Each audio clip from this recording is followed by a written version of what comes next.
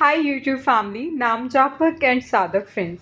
अक्सर मैं अपने पिछले जब भी अपडेट करती हूँ आपको, तो मैंने आपसे शेयर किया था कि दिया तले अंधेरा सबने देखा, लेकिन उससे जुड़ी तपिश से बहुत कम ही लोग रूबरू होते हैं। मतलब नफ्स की पकड़ बहुत कम को होती है। ऐसे ही मैंने आपको अपने पिछले अपलोड्स में भी हनुमान जी जब लंका जा रहे थे तो उनकी छाया से रिलेटेड स्टोरी सुनाई थी, और आपको ये भी कहा था कि छाया का विज्ञान, छाया को जानना कितना इम्पोर्टेंट है। ऐसे ही सूर्य की पत्नी जो थी छाया, मतलब क्योंकि उनकी जो पत्नी थी मेन, मतलब वो उनके ताप को नहीं सह पा रही थी, तो फाइनली वो तपस्या के लिए गई। उन्होंने टिल देन अपनी छाया को वहाँ छोड़ दिया और छाया से ही शनि जी आए, है ना। तो बात बहुत सिंपल सी, और यही छाया सीता मैया की भी थी, जिन्होंने एक तिनके से रावण को रोक दिया।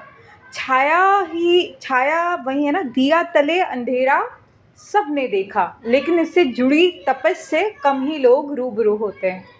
तो दोस्तों, मैं आपसे यही कहती हूँ, ये हमारे साथ न जाने कितनी सारी लेयर्स हैं, और ऐसे ही एक दिव्य शरीर प्रकट होता है जिसके दिव्य चरण, दिव्य चक्षु, दिव्य सुगंध, दिव्य नाक, दिव्य कान, दिव्य वाणी, दिव्य गुरु का प्राकट्य।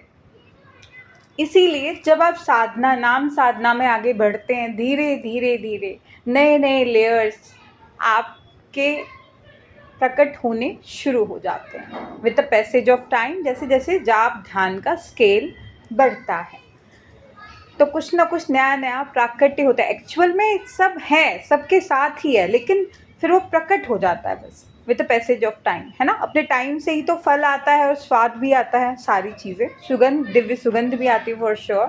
सो आप भी नाम लीजिए, हम भी ले रहे हैं। So do like share and subscribe my YouTube channel. Radhe Radhe बोल, एकदम हरि बोल।